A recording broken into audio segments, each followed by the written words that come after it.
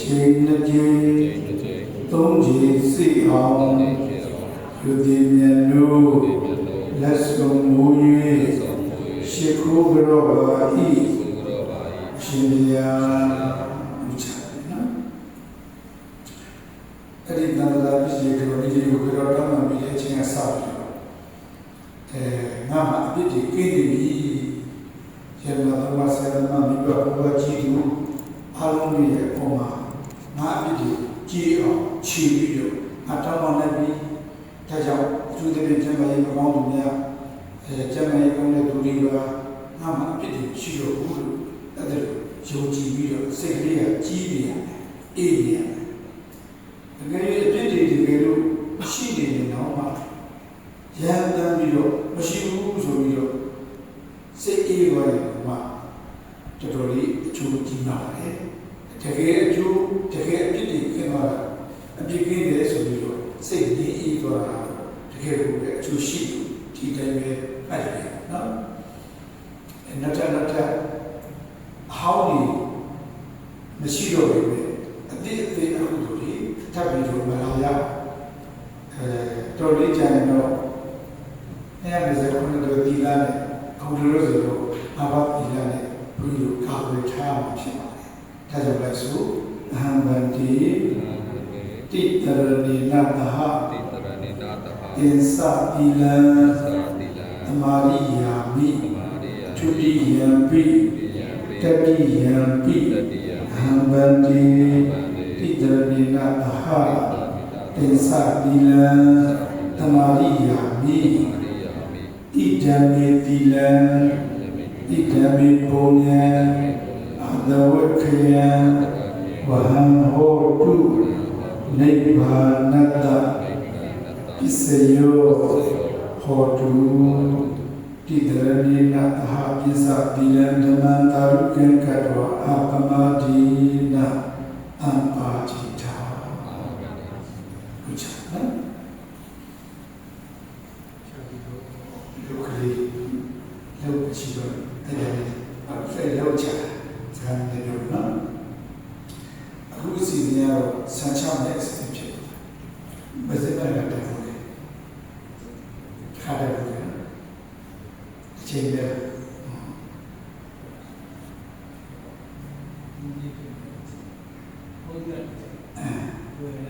ခွင့်တယ်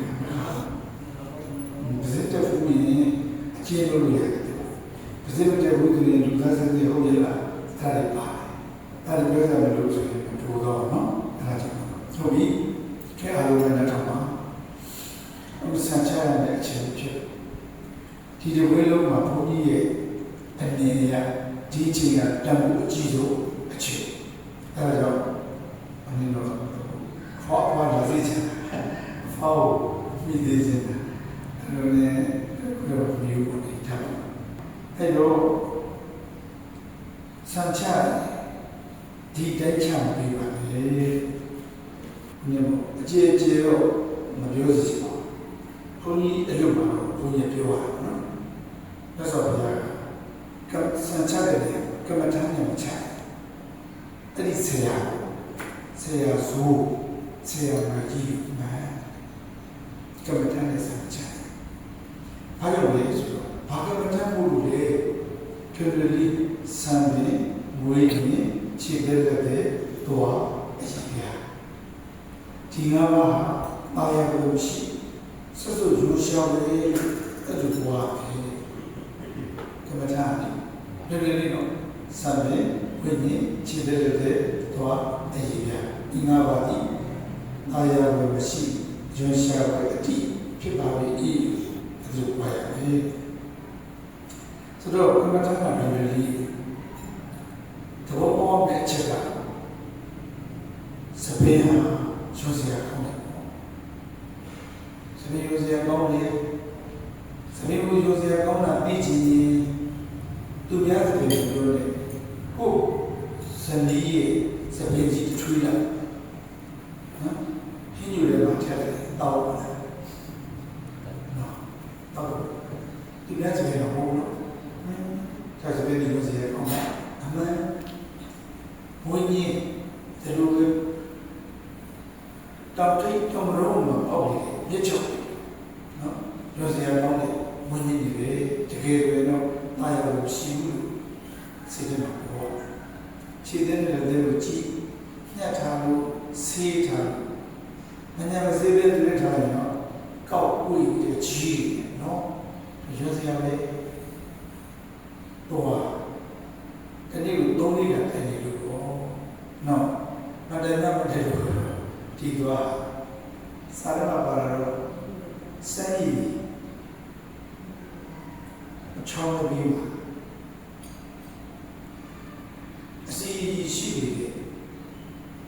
ကြောက်ခင်းနေလို့ပဲရည်ကြီးတဲပြီးနော်စာရမတော့တယ်အမှန်တရားရှင်းနေမှာဒါကြောင့်သူလည်းယူစီရအောင်လေအရေးရဒီရဆိုရင်ချူမဲမဲညိုမဲပေါ့အဖြူပဲဖြူမဲမဲညိုညိုအဲ့ဒီအရေးနဲ့ဖုံးထားတယ်အထက်ကအမြင့်အကြီးသူကကောက်ဝထားဥပမာအဖြစ်မစင်တထုပ်မစင်ဘူးအမတန်ရှားပါတယ်ပလတ်စတစ်ကြီးနဲ့များချုပ်ထားလိုက်ဆိုရင်ဒါလေးယူမလားအားလည်းယူမယ်ပေါ့အဲ့လိုယူတဲ့ဘာလေးချုပ်တာမစင်ကြီးသူ့လှမ်းနေလားဒီလေဘောရင်ယူလို့ဆိုရင်ကိုယ်တော့ဘူးနော်တော်ထဲမှာထုတ်ရတာမစင်ဘူးဖြစ်အဲ့လိုဆိုတော့ဖြူဖြူဖွေးဖွေးညုံမဲမဲအရေးရမှလည်းဒီအားရပဲမရှိဘူးအဲ့လိုတွေးပြီးတော့ဖို့ခန္ဓာကိုတွေ့တာလည်းစိတ်ရောပါတော့ကျူးစားတယ်ကမ္ဘာထမ်းကဲဆိုကြည့်အောင်ငါ့ကိုမှာစံပေအားလုံးဝိညာဉ်ခြေတဲ့တော့အရေးရဒီငါးပါးဒီအာယဝမရှိဆွရှာဝဲအတိဖြစ်ပါပြီဖြတ်ကဲဘုန်းကြီးလည်းချာကဲဘုန်းတော်အဲ့ဒီကမ္ဘာတမ်းဆိုပြီးစာချကဘုရားလည်းဆိုဒီမှာတော့ဘုန်းကြီးကမိုက်တယ်ကိုဒီမှာပွားပြီးနော်ဒါကြောင့်ပွားတော့စေရည်နေတယ်အဲ့ဒါပွားပြီးတော့စာချပါအဲ့ဒါလို့စာချအောင်ဆိုရင်တော့ဒီဘက်ကိုဆောင်နေဆရာမဆရာဆိုဆရာမကြီးကိုဒီမှာတော့ဒီကမ္ဘာတမ်းလေးမပါလည်းပဲဒါတော့ပြည့်ခါဗါလေဆရာဆိုဆရာမကြီးအရှင်များအားကြောင့်ပြောရတယ်။ဒါဆိုတော့မေးကြည့်တော့မေးကြည့်တော့မေးတော့ကြည့်ရတယ်ကိုဒီတော့ပဲနော်။အဲ့ဒီကမ္ဘာတမ်းလေးနဲ့ဆန်ချလွယ်လွယ်လေးဘုန်းကြီးတို့ကြောင်းပါဆို3မိနစ်လောက်ကြာတယ်နော်။3မိနစ်2မိနစ်3မိနစ်လည်းပြီးတော့ကမ္ဘာတမ်းကိုဆန်ချကမ္ဘာတမ်းပေါ်တဲ့မောင်နှံတွေကစပင်းဒီယူစရာကောင်းတယ်ဆိုတော့အစက်နဲ့ပဲကိုယ်ဆိုရင်ပုံမြင်နေရကြီးလေးနဲ့ကြာတယ်အဲ့ဒါလက်တွေ့ကြည့်ပြီးတော့ယူစရာကောင်းတဲ့စပင်းပေါ်နေတော့ဟောပြီးဘုန်းကြီးတို့လည်းသူပြီးဒီလိုက်ပြီးတော့ယူချက်တော့ဟာဘယ်တော့မှမလုပ်ဘူးဟောနေရဒီပလက်စတဲ့နေဒီပလက်စအားလုံးလည်းနိုင်ရအဲ့ကျမအဲ့ဒါတော့ကိုကလူချွတ်နေနော်ကျမချမ်းကကိုဘွားတဲ့ကမ္ဘာချမ်းဘယ်တော့မှလူချွတ်ချောပါအာဒီဝနာပစ္စည်းနာပစ္စည်းရောအဲ့ဒါကမိမိပွားများပြီးတဲ့လူတရားကြီးနော်အစစ်စစ်ရုံနဲ့အစစ်ခါလေးခြေသူပြုတော့တယ်အာဒီဝနာပစ္စည်းနာပစ္စည်းရောတော့မှဖြစ်နေပါလားချီ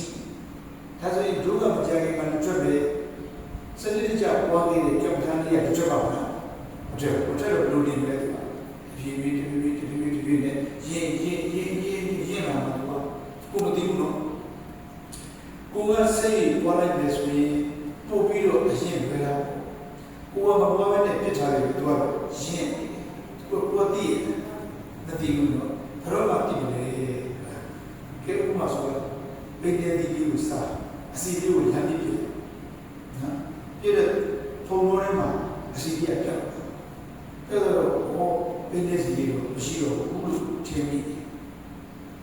ဘယ်တော့မှသိတယ်ဆိုတော့မိုးလေးလေးတည်းနဲ့ပဲလေးရောအဲ့ဘယ်နည်းစီကအနှောင်းတော့ဒါဆိုရင်ဒုတိယပြည်ရဲ့ဘယ်နည်းစီတတိယနဲ့တည်သွားတာကတတိယနဲ့ရင်းဘယ်တော့မှသိတယ်အကြောင်းတော့နော်အခုလည်းပဲဒီဖျားရဲ့သာသနာတော်ဘက်မှာဘဝပေါင်းသိမ့်သက်ချီနေအောင်ပါအဲ့ဒီဘဝတစ်ခုမှာပေါ့ရင်းပါလို့ရှိအဲ့တော့မြင်သေးဘူးဆိုရင်တော့အဲ့ဒီပဋိယလို့ဆိုရဖွင့်နေအခြေနော်ဒီကမ္ဘာတန်လေးရရင့်ပြီးတော့ဒီမှာလိုပဲစနစ်တကျနဲ့ကမ္ဘာတန်လေးပွားပြီးတော့ဆာချာလေးနဲ့စပင်းမကုန်နေမှာကိလေသာအကုန်ကုန်ပါပြီကဲအဲ့တရားတော်ပြုလို့နော်ဒါလို့စပင်းမကုန်နေရဟန္တာဖြစ်တော့မှာအခုတလားတနည်းဝေယုံနဲ့ဖြစ်ကြတယ်သူတို့ဖြစ်နေတယ်ကိုယ်ဖြစ်တော့နေတခြားကြောင့်ကကမ္မထာနဲ့ဆံချလို့နော်တကယ်လို့ကမ္မထာနဲ့ဆံချဒီအကျိုးရပါဘူးဒါကြောင့်ဒီအကျိုးကိုဘယ်ဖြစ်စီတာဆရာတွေ့ဒါကြောင့်ကမ္မထာနဲ့ဆံချပြီးဆရာတို့ဆရာမလို့မှတ်ပါဒါတိုက်တော့မှလူတွေအားလုံးစေရချမ်းသာမြည်ပါတဲ့အကြောင်းမြို့တွေတိုးတွေရွေးပြီးနေငါတာနာမီနောက်လည်းပါစေလို့ဆိုရင်ကမ္ဘာထမ်းလေးဆန်းရှားတဲ့အကြောင်းရွေးမယ်လို့ကမ္ဘာတင်ပါအကြောင်းတော့တပြည့်ကြီးနေစရာမရှိအပေါ်လည်းမရှိဒါပေမဲ့ပါရှိကမ္ဘာထမ်းရှိတော်တယ်ပါလေအဲရွေးပါတော့အကာသနာကုန်းကိုရွေးနေအဲ့ဒီရွေးမယ်နော်ဟုတ်ပြီဒီတော့စပယ်လည်းပြန်ပေါင်းနေဆိုရင်အကြည့်တွေပြတ်ပြီးတော့နော်ဘယ်နေရာကောင်းတဲ့စီကိုအခုနောက်မှရှိနေတဲ့ပုဂ္ဂိုလ်အားလုံးပေါ်ရင်တော့ပါတလောကတော့မရှိတဲ့လူတွေနဲ့အဲ့ဒီစပယ်ကိုယွန်စရာလို့ပြောယွန်စရာလို့သိတယ်လားဉာဏ်လို့စရာလို့သိတယ်လားဉာဏ်လို့စရာသိလို့ကြောင်းလုံးမှာဟောလို့မှာကြောင်းလုံးမှာဒါဆိုရင်တကယ်လို့ယွန်စရာလားဉာဏ်လို့စရာတလောကရဲ့ဘယ်လိုဖြစ်နေလဲဉာဏ်လို့စရာမှားတာမှန်တလောကလည်းဘာဖြစ်လဲမှားနေတယ်တခြားအဝိဇ္ဇာဒါနဲ့တည်ကြရင်တို့ဘယ်လိုလုပ်လဲနော်ကိုယ်ကောင်းဆိုလို့ဉာဏ်လို့စရာလို့ပြတ်နေတယ်ဒီတကယ်လို့ယွန်စရာဖြစ်နေတယ်မလားယွန်စရာဖြစ်နေတယ်ဒါကြောင့်ဒါဆိုရင်ဒီမောင်နှံနှစ်ပါးဒီနေ့ဘုန်းကြီးတော်မလို့ပါသူတို့ကတလောကလုံးကတ္တမယာလုံးမှာမောင်းလာတယ်အဝိဇ္ဇာအမောင်းဝိဇ္ဇာဉာဏ်ညောင်လဲကမ္မထံပွားတာဆိုတော့တော်တော်ကြီးကျယ်နော်ဟုတ်ပြီအဲ့လိုရဟန္တာဖြစ်သွားတဲ့အချိန်မှာသဘေကြီးတိုက်ဆိုကမ္မထံကြီးဟာသဘေနာမကုန်တဲ့လူကြီးကိတာကိုရဟန္တာဖြစ်သွားတော့ဖြစ်ပဲအဲ့ဒီဖြစ်သွားတဲ့အခါယဟန္တာတော့ဖြစ်ပါရဲ့ဘာမှလည်းမသိမတက်ယဟန္တာလည်းဖြစ်တော့ဘူးဘာမှလည်းဒီမှာလည်းတက်လူမျိုးတွေမှပြောတယ်အဲ့လိုဖြစ်ရတယ်တော့စပင်းတဲ့ကမှာစံပေဝိညာဉ်ခြေတဲ့လက်တဲ့တော့အရင်က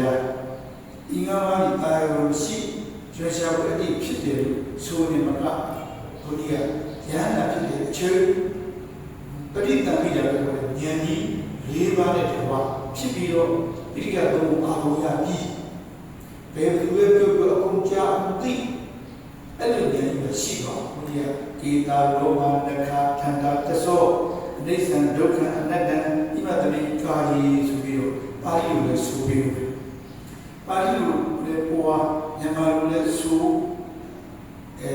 တန္တရာမှာကိလေသာကြီးစပင်းပဲကုန်နေကိလေသာပို့ပြီးတော့ရဟန္တာဖြစ်တဲ့အချိန်မှာပြိက္ခတော်ကိုအာဟုဆောင်ပြီးကျိုးဆောင်တယ်ဟုတ်လေအဲ့လိုကမ္ဘာနဲ့တွေ့ရအခုတော့ပြိက္ခတော်ကိုအာဟုဆောင်ပြီးသူဘာဘယ်သူပြောပြောအခုသိဆိုတဲ့ဉာဏ်ကြီးပါတိုင်ပြီးတော့စပင်းပဲကုန်မှာကိလေသာပို့ပြီးရဟန္တာဖြစ်နေဆိုတော့ဒီအကျိုးဟာအေးအလုံးကြီးအဲ့ဒီအလုံးကြီးတဲ့အကျိုးဘယ်လိုရ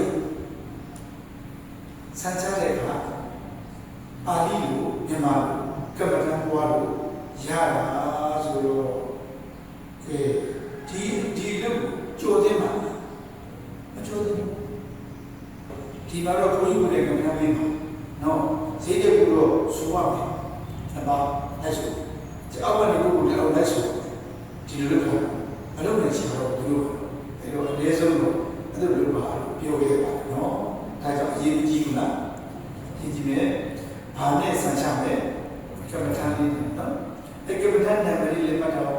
အရေးပြန်၅ခုမြောက်ကမ္ဘာထမ်းပြောကြည့်ပါဦးအရေးပြန်၅ခုမြောက်ကမ္ဘာထမ်းပါဠိလိုပြောမယ်တစ္ဆ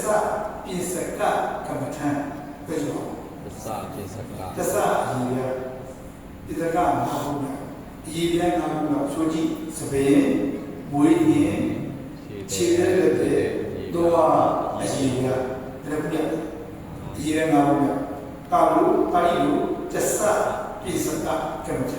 ဟာဘာနော်ဒါဆိုရင်ဒီနေ့တို့ဉာဏ်တဲ့ဘုရားဆန်ချလိုက်ရတဲ့အဖြစ်လေးရတော့ဒုဘဝနန္ဒလာတချို့ပါနော်တကယ်ကိုကောင်းမြတ်တဲ့နိဗ္ဗာန်ရဲ့ကုသိုလ်ကြီးပိုင်တော်ပြီပြောလို့ရတယ်တခြားကြောင့်ကမ္မထာပါလို့နားပါနော်ဒီတော့ကမ္မထာနဲ့ဆန်ချတယ်ဆန်ချတဲ့ခါမှာတော့မြင့်မြတ်တဲ့ကမ္မထာနဲ့ဆန်ချတဲ့ပွဲမှာဆုဖြတ်တဲ့ကြီးဟာလေရိုးရိုးပရိယုံနဲ့သစ္စာပရိဖြစ်သွားဘယ်လိုသစ္စာဆိုနော်အဲ့ဒါလည်းဆိုအောင်လုပ်ချင်တယ်ယံကေစီဝိတ္တံဣဒဝါဥရံဝါတဗေတုဝါယံရတနံပဏိတံနာနောတမံအတ္တိတထာဂတိနာဣဒံမိဗုဒ္ဓေရတနံပဏိတံယင်တိနာသစ္စေနာတုတိဟောတုဟုတ်ပြီခဏလေးနားထောင်ပါယန္တံမျိုးသစ္စာမဆိုရအခုတန်းစာဆင်လာခဲ့ကြတယ်လောကထဲမှာရှိနေတဲ့ရွှေငွေကြောက်တံပြည်များယေရနာကြီး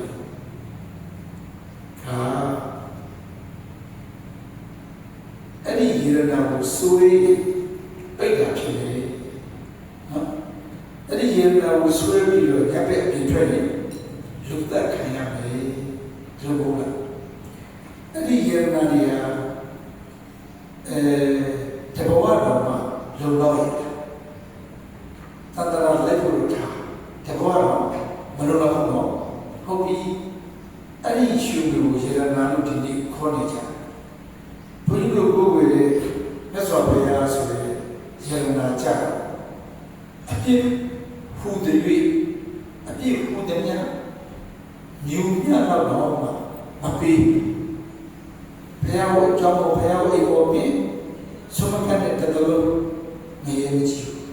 ငရေမပေးရေမကတဲ့ရှစ်မကိုနဲ့ငရေမပေးကုသိုလ်ကြရတာပဲရှိနော်တချိန်လုံးလေးချာထန်တာရှစ်ကိုလည်းကြီးဆိုရင်တော့လက်ပြွာလက်ပြကိုရောက်သွားတယ်ဟောမကွာဘူးလားဒါဆိုရင်ရှင်ဝိတက်တမဏေရဏနဲ့ဖရာရဏနဲ့ရှင်ကြီးဘေရဏမြတ်နဲ့ဘေရဏတကူကြီးဘုရားရဏအဲ့တော့လက်ခံနေကြရလက်ခံနေကြဘုရားရဏနဲ့ရှင်ဝိရဏနဲ့ဘေရဏကတကူကြီးတကူကြီးနော်ဒါဆိုရင်သစ္စာဆိုရပါတိထားမယ့်အချက်ကဘုရားရဏကရှင်ဝိရဏတဲ့တကူကြီးတယ်နော်ဒါဆိုရင်အိမ်ကြီးလောင်ရင်ဘုရားရဏယူပြီးသလားရှူလူယူပြီးဒီလိုသိကြတယ်နော်ဒါဆိုရင်ကမှမနေဟာဒါကြောင့်အလုံးလုံးပြတဲ့များ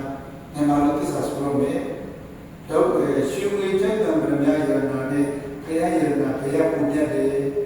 ဘုရားယရဏပုံပြတ်ဒီချီလေးပြောဘုရားယရဏပုံပြတ်ပါဘုရားတန်ဖိုးကြီးတယ်ဘုရားယရဏပုံတန်ဖိုးတကယ်ဆိုရင်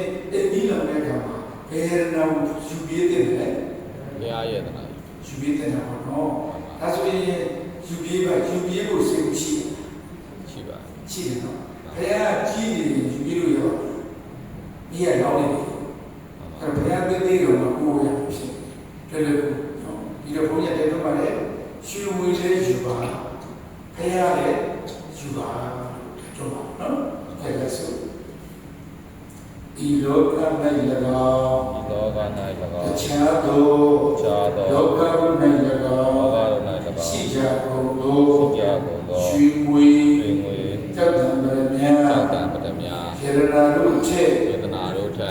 တိမြင် သစ္စာသိမြင် ဘုရားရှင် ဘုရားရှင် ယရနာတိတာ သရဏတိတာ အမျက်ဆုံးသောယရနာဖြစ်ပါ၏ ဒီမင်္ဂန်သောဘုံတော်သစ္စာနိုင်ရှင်ခြင်း နိုင်ရှင်ကြ အာဒီတေတိ အာနိသင် ယုံကြည်စွာယေရှုမတ်တဆင်ဒီပရိယေအတွင်တို့စီဝင်တက်ရောက်၍ဆွတ်ဖြန်းဆံချခံသူ သစ္စာကံ ဇေလောနှင့်တကဝါတပည့်တော်အားလုံးဧကိယံဝါကျမ်းမာချမ်းသာခြင်းသည်ဘုရားမသွေဖြစ်ပါစေတည်းဟာတု တာ ဟာတု တာ ဟာတု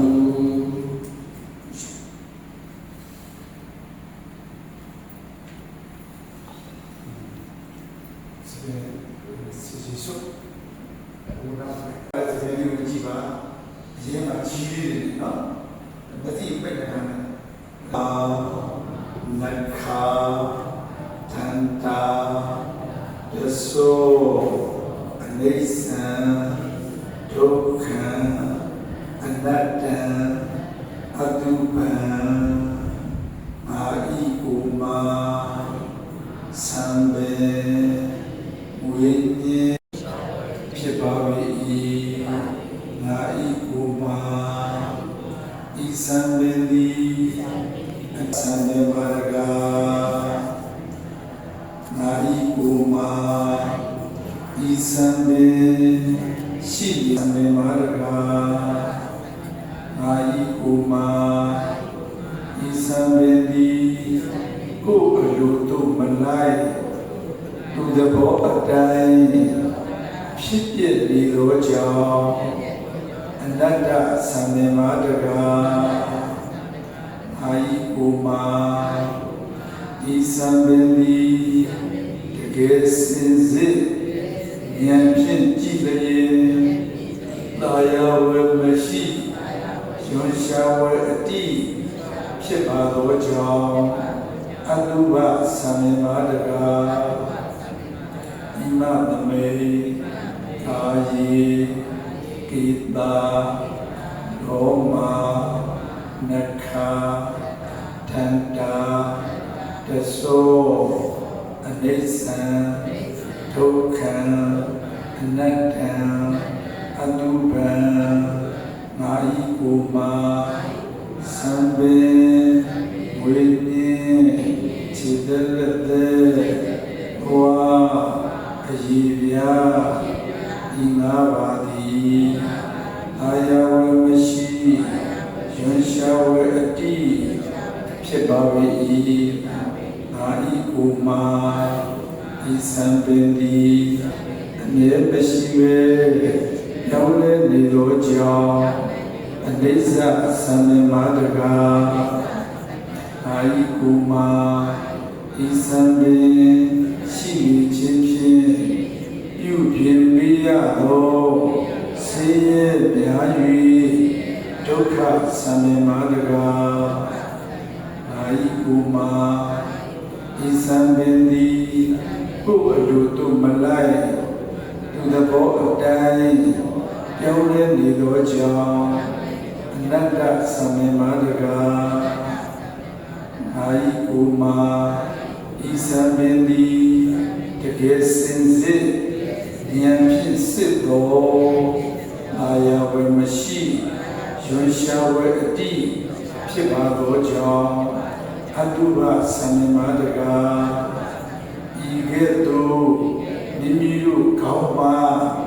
ကြလာသောသံမေကိုမျက်လုံးဖြင့်ကြည့်၍၎င်းကမ္မထဉာဏ်ဖြင့်ရှု၍၎င်းဖြစ်ပေါ်လာသောသဘာဝတရားတို့ကိုအနိစ္စဟူ၍၎င်းဒုက္ခဟူ၍၎င်းအနတ္တဟူ၍၎င်းအတုပဟူ၍၎င်းဝါများရသောကမ္မထံကုသိုလ်အဖို့ဘာကကြောင့်ဆေရခတ်သိပြင်းမြန်စွာချုပ်ငြိမ်းနိုင်သည်ဘုရားမသွေဖြစ်ပါစေတည်းအာ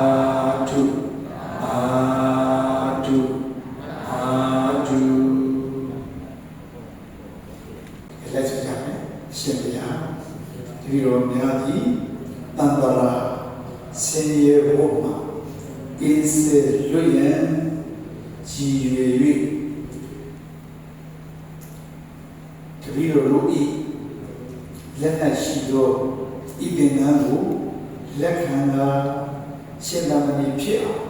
ပြုပြီးတော်မူပါအရှင်ဘုရားနှစ်ကြိမ်မြောက်ဓမ္မမာဤသုံးကြိမ်မြောက်ဓမ္မမာဤတန္တရာဆင်းရဲဝမှာကင်းစေလွတ်ရန်ရည်ရွယ်၍ရှင်သာမဏေဖြစ်ကိုအစဉ်မအဖြစ်ကိုဓမ္မမာဤတပည့်တော်တို့၏လက်နက်ရှိသောဤသင်္ကန်းကိုယူတော်မူ၍လက်ခံတော်မူ၍ရှင်သာမဏေဖြစ်အောင်ယဟန်တော်ဖြစ်အောင်ဆောင်ရွက်ပေးတော်မူပါအရှင်ဘုရားပြန်ပြီးတော့ချင်ရသောအရှင်ဘုရားတပည့်တော်များသည်တန္တရာဆင်းရဲဝမှာကင်းစေလွတ်ရန်ရည်ရွယ်၍ဓမ္မမာဤအရှင်ဘုရားထံအနန္တောထိုသင်္ကန်းကိုတပည့်တော်တို့အားပေးသနာ၍ရှင်သာမဏေဖြစ်အောင်အစဉ်လုံးဖြစ်အောင်စောင့်ရှောက်ပြီးတော်မူပါအရှင်ဘုရားလက်ကြည်မြောက်ဓမ္မမာဤသုံးကြည်မြောက်ဓမ္မမာဤအန္တရာဆင်းရဲဝမှာကိစ္စတွေရည်ရွယ်၍ဓမ္မမာဤတပည့်တော်တို့အားအရှင်ဘုရားထံအနန္တောသင်္ကန်းကိုပေးသနာ၍ရှင်သာမဏေအောင်ရင်လုံးဖြစ်အောင်အစဉ်လုံးဖြစ်အောင်ဆောင်ရွက်ပြီးတော့ဘုရားရှင်ဘုရားဟုတ်ပြီအဲ့တော့သာမဏေဘောင်ကိုဝင်လို့မရတဲ့အခြေအနေမျိုးဆိုရင်မဝင်နဲ့ဘုသူတော်လုပ်ပြီးတော့တိရဆောက်ပြီးရတယ်အဲ့လိုဘယ်နဲ့လုပ်ပြီးမှလုပ်ပြီးပါဆိုတော့အာနာတို့လုပ်ပြီးလိုက်ရင်ကိုရောမှလည်းအပြည့်သာသနာမှလည်းအပြည့်နော်ဒါကြောင့်အခုဒီနှစ်ပါးတော့ဒီကြတဲ့ခံပေါ့သင်္ကန်းနဲ့ဒီလိုနဲ့ပေါင်းလိုက်တာနဲ့အမတန်မှစက်တည်လုံးတစ်ခုသာသနာမှာတိုးတက်မှာဖြစ်တယ်လို့သူတို့လည်းပဲတကယ်ကိုပဲတရားအသိနဲ့နေဖို့လာကြတာဆိုတော့သင်္ကန်းတောင်းတာဘုရားသင်္ကန်းပေးဝဲရှိနော်ဒါကြောင့်ပြည့်မဲ့ဂျူရီပြန်ထောက်တယ်အဘောကသင်္ကန်းရှိတယ်ဟုတ်ပြီမရတာခါလေးနဲ့ပုံပြီးတော့ဘောနော်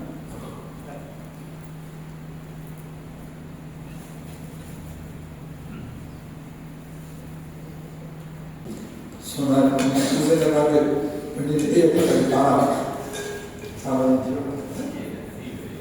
ဒီလိုကတော့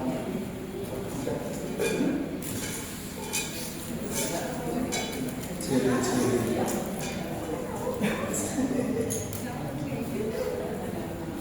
ကဲ့တော့လည်းဆောင်းရတော့တယ်ကျောင်းဒီစကူတဲ့ငါ့ကိုပြောနေ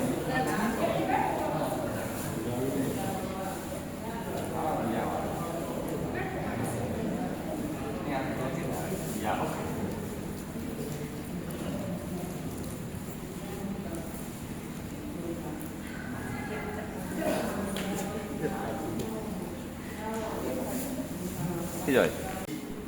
တကူကြီးပြောဖို့ရဟန်းပြုကြတယ်အတွေ့နောက်ကမိသားစုများကပပိစ္ဆပူဇရိယကုသိုလ်ဆိုပြီးတော့တဏ္ဍာနဲ့လောက်ကြဆူကြဆုံးဘုံတွေကြွေးကြဆောင်ရှိရတယ်အဲ့လိုပဲလုပ်ကြဆောင်ရကြအဲ့လိုပြုကြတဲ့အချိန်မှာအထူးသဖြင့်ကျမကြီးမကောင်းတဲ့ပုဂ္ဂိုလ်ရဟန်းတစ်ပါးဘုဒ္ဓမာကျမကြီးကျက်တယ်ဆိုတော့ကျမကြီးဉာဏ်ချင်းရဲ့တည့်ရခါတိလာပြည့်ချင်းလို့အဲ့ဒါအသေးတာပဲကြည့်လားကျမကြီးကိုအထောက်အပံ့ပေးတာကတိလာ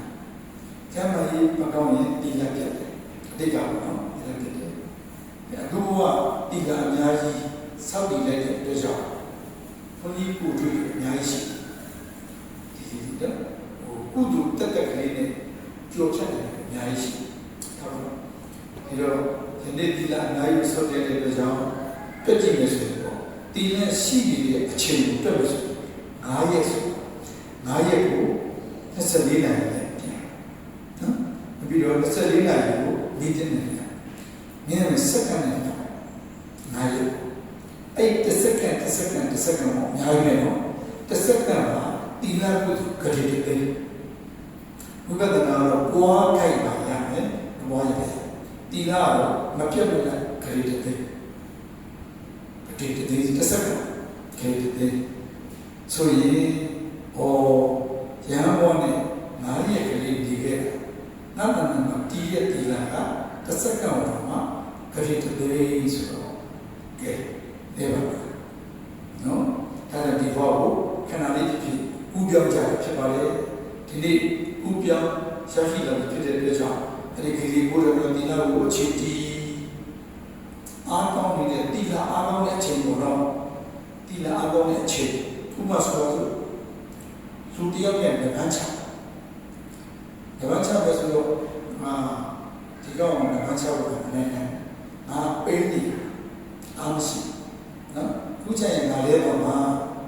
ဒီလိုသူနဲ့ချဖို့အားဖြစ်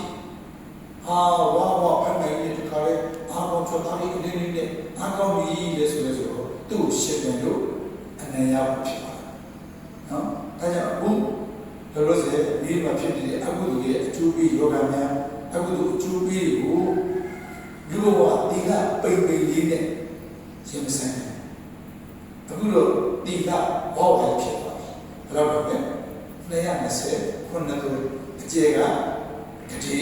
900ကျော်980ကလေး9တန်း336တော့ဒီကလူဘဝကြီးဖြစ်သွားတဲ့အချိန်မှာနော်ရှင်းတယ်လို့ရတယ်အဲ့ဒီလူဘဝကြီးမှာလက်နဲ့တဆင်တယ်လက်နဲ့ကတမာတိလက်နဲ့ဘာလက်နဲ့လဲအခုကျွန်တော်တို့သင်္ကန်းကတော့လူကတော့ဘုန်းကြီးဖြစ်သွားပြီနော်စိတ်ကအိမ်ဝင်တဲ့ရောက်ပြီးတော့စတိတံတဲ့ရောက်ပြီဆိုရင်စိတ်ကလူဟာရှုပ်ကတော့ဘုန်းကြီးပြီးတယ်ဒီတော့အဲ့လိုစိတ်မရအောင်ပမာတိလေးနဲ့ထိန်းနိုင်မယ်ဆိုရင်လူလည်းဘုန်းကြီးစိတ်လည်းဘုန်းကြီးဖြစ်သွားမယ်တမာတိလက်တဲ့ပေါ့နော်အဲ့ဒီတမာတိနဲ့တဲ့နေသေးဘူးဒီလားရှိမှတမာတိရတမာတိနဲ့ပြည့်စုံရင်ပညာနဲ့ကဝိပဿနာပေါ့ဝိပဿနာကြတော့စဉ်းစားကြည့်အောင်ဝိပဿနာနဲ့ကလေးတက်ဆင်ကြည့်အောင်နော်ဒီမှာယူတဲ့ဟောတဲ့တရားလေးပေါ့ပြန်ပြောကြည့်အောင်အခုယောဂဝိညာဉ်ဖြစ်နေတာတော့ဘုန်းကြီးလုပ်နေတာနာလားတုလားယုတ်လားစိတ်တယ်လို့ပြောလို့ရတယ်နော်အဲ့ဒီယုတ်တယ်လို့အခုသိဝိပဿနာရှိကြည့်တဲ့အခါကျတော့ဆိုပါစို့တဏှာလေးကနားနေတယ်ကျင်းနေကိုက်နေတယ်ခဲနေအဲ့ဒီနေရာလေးအောင်ချအဲ့ဒီနေရာလေးတတိကိုလွတ်သွားစေတယ်ဒါလည်းနာယနာတိနာတိတိနာတိနဲ့စိုက်ထားလိုက်လို့တမာတိတီးတယ်တဲ့အခါနာမပါသူမရှိနာတိပဲလို့မြင်လာတယ်နော်အဲ့ဒါအမှန်တော့တမာတိအမြင်ပဲရှိတယ်ဒီတော့နားတဲ့နေရာကျင်းတဲ့နေရာမနာဘူးကျင်းဖြစ်နေတယ်အကျဉ်းလို့ရှိရင်ဆရာသမားပေးတဲ့မူလကမ္ဘာလေးတစ်ခုရှိရတယ်။ဖောင်းပိန်လားဟုတ်လားဖြစ်ပြလားဘာလဲမာနပြုတ်လားတုံးလားစသဖြင့်တခုလို့ရှိတယ်တခုဆရာသမားပေးရတယ်။အဲ့ပေးတာလေးကိုပဲအောက်ပြီးတော့အဲ့ပေးရတဲ့ကတီးနေရတယ်နော်စိတ်ကလေးဘာလို့တီးနေရတီးတဲ့ကံမှာဘာသိမလဲအဲ့ဒီပေးတဲ့ကမ္မထံလေးရတုတ်ဘုံခါတော့မှနားနေတယ်နာရတိရနာတိနာမရှိသူမရှိအမြင်လေးပြင်လာတယ်အဲ့ဒီအမြင်လေးကိုမှအဲ့ဒါဖြစ်ဖြစ်ပဲလို့ရှုလိုက်တယ်တုတ်ဘုံအနေစာရကနတ္တလို့ရှုလိုက်တယ်အဲ့လိုရှုတော့ဝိပဿနာဆိုတဲ့ပညာလေးဖြစ်တယ်သမာဓိလက်နဲ့ပညာလက်နဲ့ဒီနာကိုအခြေတီးခေကိုတော့သမာဓိလက်နဲ့ကိုထိုးပညာလက်နဲ့ကတော့အဲ့ဒါဆိုရင်အရှိကိုရဲ့ဒီဘဝဘုံမကတန်တရာတစ်ချောင်းလုံးပဲပွားမယ်ဒုက္ခအလုံးခြေဖြစ်ပေးနိုင်တဲ့စွမ်းအားရှိပါမယ်နော်အဲ့ဒါဘယ်နဲ့လဲဆိုတော့9ရက်အလုံးအတိပြီးပါနော်ဘယ်နဲ့လဲ9ရက်ဒါတော့တန်ဖိုးကြည့်ပြီးတော့ဒုက္ခမှန်သမျှခြေဖြစ်ပြစ်လိုက်တဲ့ကုသိုလ်မျိုးကိုတို့များ9ရက်ပဲရပါနော်ဘာလဲလို့ကောင်းလားဘာဖြစ်လို့လဲ9ရက်အဲ့တော့ဒီဆိုတော့အဲ့ဒီလည်းမရှိတော့ဘာဖြစ်လို့9ရက် ပြောတဲ့စားကိုယုံလို့နော်ရှုံးလားရှုံးမထွက်တယ်ပေါ့ယုံနေတယ်ဝိချင်တယ်ဘုဖြစ်အကြောင်းမျိုးနော်အကြောင်းမျိုးကိုတခုတည်းပဲကံကောင်းနော်ကြည့်နေမှာလို့ဆက်တဲ့အမြင်ကြီးတဲ့နှလုံးတာဝနာအတွက်တတလုံးသုံးဖို့ဆိုတာပြပါအခုတို့တွေသုံးနေကြတယ်ပေါ့ဟိုဓာတုဝိဇ္ဇာမန္တနာဘာ200ကျော်တကယ်ကောင်းနေကြီးရဲ့ချီးယူပါမယ်နော်အဲ့တော့သူ့ရဲ့ကိုယ်ဦးစင်းတွေတွေ့လို့ရှိရင်မိဘများဘယ်လိုစိတ်ကူးလဲငါသားတွေတဲ့တော်လိုက်တာကိုယ်ကလုံးနဲ့တင်ကပ်ပတ်ပြီးတော့ကိုယ်အင်္ဂလိပ်မရှိအင်္ဂလိပ်မရှိတဲ့ငါတို့သားတဲ့တော်လေကဲဆုံးလေးလို့ပါနော်အဲ့လိုဟောလက်ဆက်တဲ့တော့တို့ကတလောက်များပြားတဲ့ဒီလာနဲ့မနေနိုင်အဲ့ဒီဒီလာကိုအခြေပြီးတော့တမားကြီးကပေါင်းရဖို့အတန်းကောင်းမနေနိုင်ဘူးဘာဖြစ်လို့လဲအတိတ်ကပါရမီပါခဲ့လို့ဒါဆိုဒီနေ့ပြုတဲ့ကုသိုလ်တွေကြောင့်အတိတ်မှာပါရမီပါသွားပြီဆိုရင်အင်မတန်ချိုးအင်မတန်လှတဲ့အမျိုးသမီးနဲ့တွေ့နော်စောဒီကတိကြောင်းခုနှစ်ထပ်တဲ့လက်ဆောက်တယ်ဘယ်သူမှမလို့မရဘာပစ္စည်းမှယူလို့မရအမျိုးသမီးကိုညောင်တောင်ထုံးမှာသူနဲ့တန်တာမရှိဘူးညောင်ထုံးကလာဖို့ပြီးတာကုလကာရီဆိုသူစီဖြစ်အဲ့ဒါကိုစွန့်နေပြီးတော့ဘုန်းကြီးတို့ကိုရန်ဖြစ်သွားတယ်ကြည်ပစ္စည်းအတူဆွဲတော့နေမိမဘာဖြစ်ပါရမီပါဘယ်လိုပါရမီလဲဘုန်းကြီးတို့ရဲ့ပါရမီကိုနော်ဒါကြောင့်ကုသိုလ်ကောင်းမှုတွေပြုအကုန်ပြုပြီးတော့ဆုတောင်းကောင်းပါစေနော်ဘုန်းကြီးတို့လည်းနည်းနည်းလေးတပြောင်းထူးစားအဲ့ဒီပါရမီတွေနဲ့ပါပြီးဆိုဘယ်လိုမှချုပ်မလို့မရဘယ်လိုမှကိုတားဆီးလို့မရအောင်နာဘုံကိုရောက်လာပြီးတော့ခရီးဘိုးတော်တီလာအိယာမအိတီလာနဲ့နေတီလာနဲ့စာတမာရီကိုဆက်တဲ့ဥပဒနာကျူးစားရဟန္တာဖြစ်တော့ပြီလေဆိုရဲဆိုရောရဟန္တာတရားဒီကံကြီးနှုတ်ဆက်ကြနော်ဒီတက္ကမလို့တက္ကလို့ဟိတတလုံးဆောင်ချောက်ပြီးလာတာကျေးဇူးတင်လိုက်တာနင်တို့ဒီအမှန်တမ်းကျေးဇူးတင်သိလားငါမှပြည့်စုံရင်ခွင့်လို့နော်နင်တို့မှပြည့်စုံရင်ခွင့်လို့မသိလားနေပါဦးအရှင်ကဘယ်သွားမလဲငါသိမလို့ဒီဘုဒ္ဓဆက်နေတာဝမ်းနေဘာဖြစ်လို့ရဟန္တာဖြစ်တာဘာကြောင့်လဲဒီလိုတိလာဒီလိုတမာတိဒီလိုပညာတွေကိုရှိသွားလို့ပေါ့ပွားဖို့လည်းအခြေအနေရတယ်ပေါ့နော်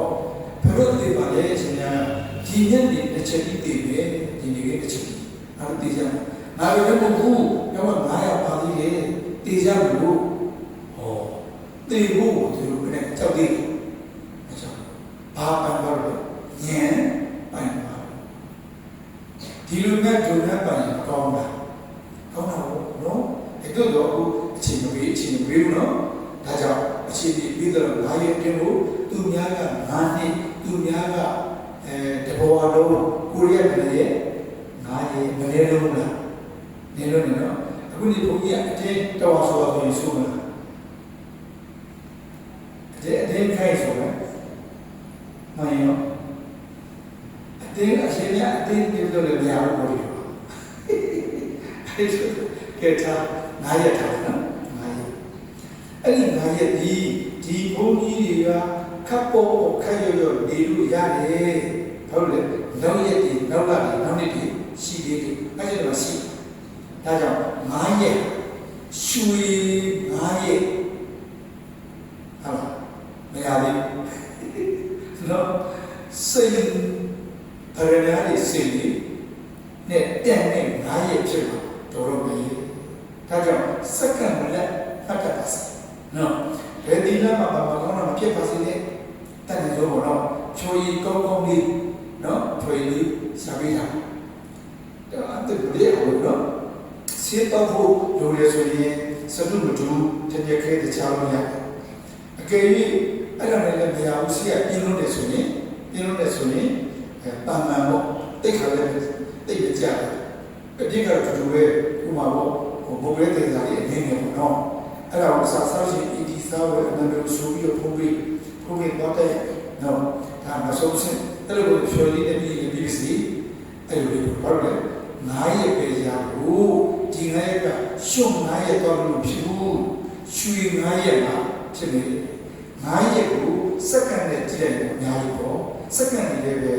စိတ်စီထားရမယ့်စက္ကန့်လေးတွေဖြစ်အောင်ကြိုးစားပါ9ရက်တောင်ဖို့ကြည့်တယ်သူတို့ကိုကြည့်နေသူတို့ရဲ့အများကြီးနော်အဲ့ဒီနေ့သာသနာ့ဘောင်းမှာဆက်ကြလာလို့တိုက်တွန်းတယ်နော်ကေလောကပိဋကကြီးသာသမီတွေမင်္ဂလာဆောင်ဆိုတော့ပျော်ရွှင်ပြုံးပြုံးရွှင်နဲ့ရွှေလီဝီလီအပြည့်ဝပြီးတော့မကြွားရဘူးကျေကျေလေးပြောကြအောင်လောကပိဋကမကြွားရဘူးပြုံးနေကြဘူးပြုံးတာစိတ်ပါလို့နော်ပြုံးလဲပြုံးကြွားလဲကြွားတော့စိတ်ထဲမှာပါနေပြီလားသိရင်ကြရောက်အပေဘောမင်္ဂလာဆောင်မှာပစ္စည်းတွေပြီးတော့ကြွားလိုက်တာတည်းတည်းရောအပေချာအမွေးလေးဖြစ်ဖြစ်ပေါ့မလေးဒါလည်းတက်ရှိပါပြီတော့နော်ဘာညာနဲ့ဝင်နေမှာစုလီတောင်းပြီးတော့ဝမ်းသာမနေကြဘူးလားပြောမနေကြဘူးလားကြွားမနေကြဘူးလားတေးပဲကြဟောဒီနေ့တော့30ခုနှစ်တွေတိတ်လာဖို့နဲ့ခရမ်းဘာကဝါဒီတရားသာသနာမှာတားရည်နာညီရနာကိုရှင်းပြပေးရတယ်ပြည့်တဲ့ပြရတယ်ကုသိုလ်ဝေကြအဲ့ဒါတော့ပြောစရာကောင်းရင်မကောင်းတို့တော့သူတို့နောက်ကလည်းပြကမ္မထဘွားသူတို့ကလည်းကုသိုလ်တာရီခေါ်ပြီးတော့သူလည်းပဲအပေရနေပြီးတော့လွတ်လပ်ခြင်းရှိတယ်လို့စိတ်ကူးပြီးတော့ဒီဝဲလေးပါဝင်တည့်ရပေးရတာငါတို့ကံကောင်းနေစွာနော်တဘောထားပြီးတော့မောင်နောင်နဲ့တဲ့စင်နာပါယောအားလုံးပရိသတ်များကလည်းဦးဒီချီလို့တာလို့တုံးချီညီညီလေးခေါ်ဆိုနိုင်ကြပါစေတည်း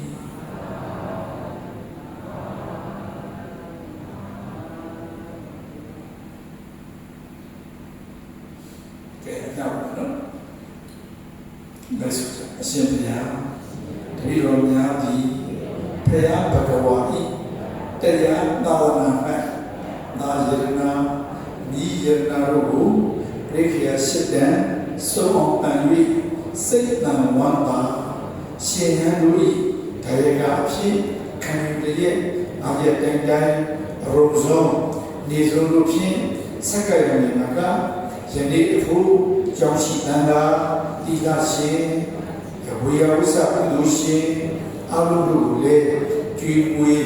လှူဒန်းပူဇော်ကြပါကုန်၏ဤကဲ့သို့မြတ်စွာဘုရားဤသာသနာဝန်ထမ်းရှင်ဟန်တို့ကိုအစထား၍အလုံးသောပုဂ္ဂိုလ်တို့အားပပိစ္ဆပူဇလိယကုသိုလ်အဖြစ်ဆောင်ရွက်ကြကုန်အထောက်ရသောကောင်းမှုအဖျားဖျားဤဘုရားကကိုအမိအဖအဖို့အဖွာဆရာသမားသာသနာတော်ဆောင်နဲ့ကဘာဆောင်နဲ့ကျောင်းဆောင်နဲ့ကိုယ်ဆောင်နဲ့တရားမင်းနဲ့ကြွားအားလုံးသောတတ္တဝါများကိုအမြတ်ပေးဝေပါ၏အမြတ်ပေးဝေပါ၏အမြတ်ရ၍ကိုယ်စိတ်တရားကျမ်းမှာ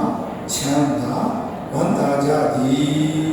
ဖြစ်ကြပါစေသောအားလုံးကြာကြာမြတ်ကုသိုလ်အမြတ်ယူတော်ကြပါဘုရောသာဓုအားလုံးကြာကြာမြတ်ကုသိုလ်အမြတ်ယူတော်ကြပါဘုရောသာဓုအားလုံးကြာကြာမြတ်ကုသိုလ်အမြတ်ယူတော်